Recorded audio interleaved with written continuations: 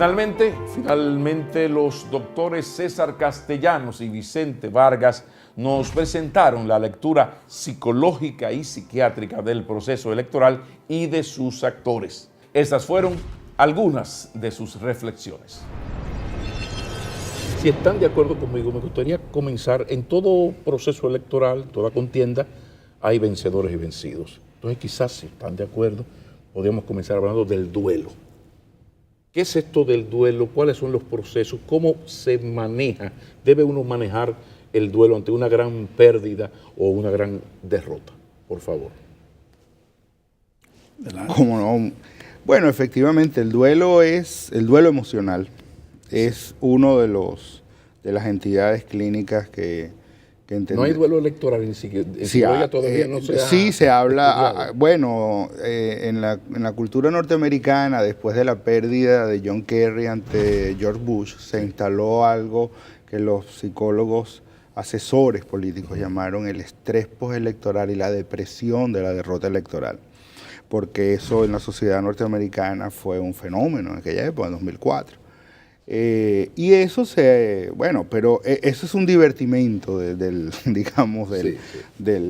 quehacer, digamos. Pero desde el punto de vista clínico, por decirlo de alguna manera, curiosamente el duelo es la única entidad donde todo lo que una persona presenta pudiera ser considerado una patología, pero al estar todos juntos y en presencia de una pérdida se considera normal y deseable, porque esa reacción frente a la pérdida es la principal ruta para la superación de esa misma situación.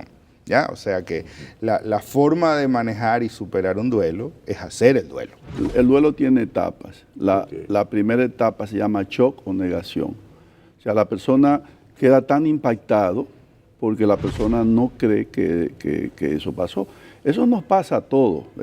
Cuando tenemos una pérdida amorosa, que una pareja nos dice que no, nosotros no podemos concebirlo.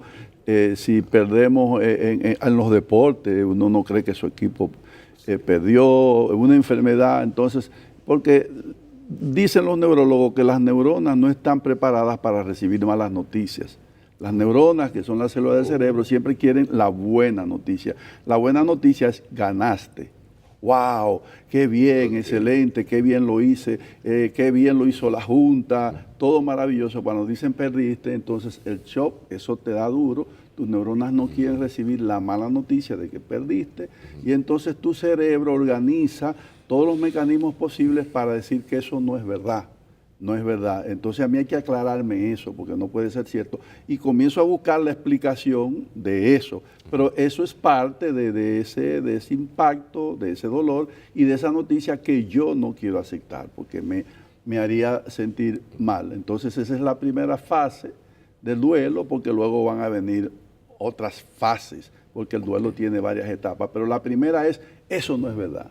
No puede ser cierto. Y los diagnósticos en medicina son así. Mire, fulano, usted tiene tal diagnóstico. No puede ser. Vamos a hacer de nuevo esa prueba. Repítame esa prueba. Así es. Pero lo negaste. Primera reacción lo negaste. No, y después viene la rabia. ¿Hacia dónde uno va? Va la rabia luego. Luego viene la rabia, porque después que ya no puedes negarlo más y tienes que entender que eso ocurrió, entonces viene el pique, la rabia. ¿Por qué? ¿Por qué ocurrió esto? Y posteriormente empiezas a negociar con la vida nuevamente, ¿no? Hasta que logras empezar a salir de ahí. No sin antes, usualmente, atravesar, después de esta intensa rabia, algún nivel de tristeza por la derrota. Yo tengo la impresión de que vamos a estar durante todo este programa hablando de una especie de dualidad entre una persona y un país, ¿no? Entonces yo voy a querer jugar un poco a ese doble discurso constantemente. Por ahí anda la cosa. Porque asumiendo el país como una persona, lo que guía el comportamiento de una persona, que es su conducta y su personalidad, es el equivalente a la cultura en un país. Entonces la cultura es la guía conductual de un país. Y vamos a ir entendiendo cómo la la cultura nuestra nos guía en procesos de pérdida o de ganancia. Una diferencia entre lo que estamos discutiendo y que Vicente ha mencionado muy bien, con la pérdida de un familiar o la muerte de un ser querido y la derrota electoral, una diferencia abismal es que nadie celebra y se te burla en la cara cuando se te muere un tío. Entonces eso añade un ingrediente que no podemos dejar fuera, ¿ves? Porque mientras yo estoy atravesando el dolor, tú estás en la acera de enfrente celebrando y sacándome la lengua. En el caso dominicano, ¿qué tan grave es el problema de la intolerancia al fracaso, César? Bueno, nuevamente tendremos que equiparar la cultura al comportamiento de una persona, ¿no? Y en un país la cultura es muy importante y no tenemos una cultura de aprender a perder, ¿no? Da mucho trabajo. La tolerancia a la frustración, que es como conocemos técnicamente esto, es algo que se aprende desde niño. Es algo que se aprende en la infancia, en la primera infancia. Tolerancia a la frustración es que yo no tenga lo que quiero, pero sin embargo, yo puedo ser una persona querida y aceptada, aunque yo no tenga lo que yo quiero en este momento. Entonces, yo aprendo que yo puedo desear las cosas, pero a veces no puedo obtenerlas, ¿no? Y eso no me resta nada. No me va a restar el cariño de mis padres, ni la aceptación de mis amigos, ni de mi familia. Ahora, la sociedad es el conjunto de esos niños que crecieron después.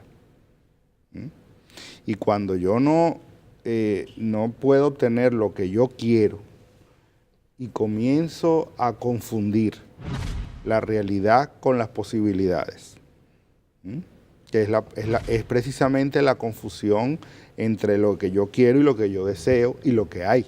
Confundir mis deseos con la realidad. Exactamente. Es una cosa muy es decir, bueno, yo empiezo a plantear un escenario onírico, pero que es probable frente a lo que es real. Y cuando comienzo a reaccionar frente al escenario probable como que si fuese real, entonces viene la frustración cuando eso no se cumple. Si yo no puedo tolerar esta frustración, entonces sobreviene la rabia, sobreviene el malestar y la sensación de que yo no voy a ser aceptado. Entonces voy a tergiversar la realidad para que enganche con mis deseos. Ok.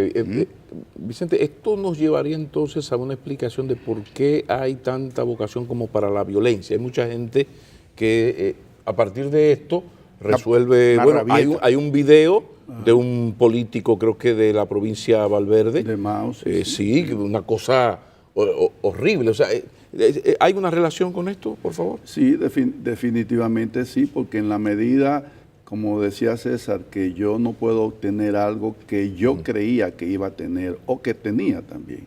En la medida que yo no puedo aceptar eso me va a dar a mí lo que se llama una incapacidad para manejar la frustración. Si no me enseñaron a manejar la frustración, yo voy a tener ira y esa ira yo la puedo convertir en acción. Entonces de repente me vuelvo violento y ataco con fiereza a la persona que yo creo que me está quitando lo que yo quiero o la persona que se ha vuelto el obstáculo para lo que yo deseo. Entonces yo debo terminar con la persona o con el sistema o las reglas que me están impidiendo a mí conseguir eso. Porque es tan fácil, yo agarro una urna y meto los boletos míos, pongo o manejo la votación poniendo los números que yo tengo y mira qué fácil, ya yo tengo lo que yo quería. Entonces yo digo, pero sería fácil, si yo quito a Pablo, que es el presidente de la Junta, o lo manipulo, él me puede voltear los números para mí. Eso se hace en segundos. Y tú te me vas a meter en el camino a mí después que yo te ayudé a ti y que yo te recomendé a ti. Y entonces, ¿quién eres tú para impedirme a mí lo que yo tengo ahí tan fácil? Entonces, yo voy a utilizar toda mi ira, toda mi fuerza, el poder que tengo o el que yo creo que tengo para lograr eso, y entonces ahí es donde eso se vuelve violencia. ¿Y cómo se puede mejorar esto del manejo de la ira social e individualmente? Porque es un asunto cultural. Es un asunto cultural, pero al igual que a nivel individual, lo que corrige esto es la disciplina y es el apego a las normas. Porque supra individuo y supra sociedad hay un acuerdo de cuál es la manera de responder frente a cada situación. El apego en el caso del niño, el apego a las normas familiares y a las reglas de sus padres, es lo que va a hacer que cuando este niño está en la juguetería y hace una pataleta porque creyó que iban a comprarle el camioncito y no se lo compraron. Y su papá y su mamá le dicen, bueno, tienes derecho a estar protestando, pero así no. Camina y te vas al carro y ahí vamos a hablar. Entonces, esa supraestructura que mantiene contenido el comportamiento en una sociedad también existe. Existen unas normas y unas reglas que controlan ese tipo de comportamiento. ¿Y qué pasa cuando hay una gran arrabalización institucional en un país? Sí. Las instituciones cada vez... Yo creo que eso es muy importante porque normalmente hablamos y pensamos que el gran problema que tenemos es que nuestros políticos no funcionan. Y yo pienso que lo que no funciona es la estructura. Los políticos y las políticos son instrumentos de un sistema, de una estructura. Una especie en dominicano como las reglas de juego. El béisbol funciona porque después de 3 strikes tú puedes ser hijo de Obama, tú estás ponchado. Y ya. Terminamos aquí, mis amigos, terminamos. De esto se trataba, sí, de presentar a ustedes las lecturas política, institucional y psicológica de las pasadas elecciones, por lo que entonces damos las más sinceras gracias a los doctores Olivo Rodríguez Huertas, a Cristóbal Rodríguez, a Rosario Espinal, a Vicente Vargas y a César Castellanos. Pero sobre todo y como siempre, gracias, porque son ustedes la razón de ser de este programa. Una feliz noche, si es en familia, mucho mejor, mucho mejor.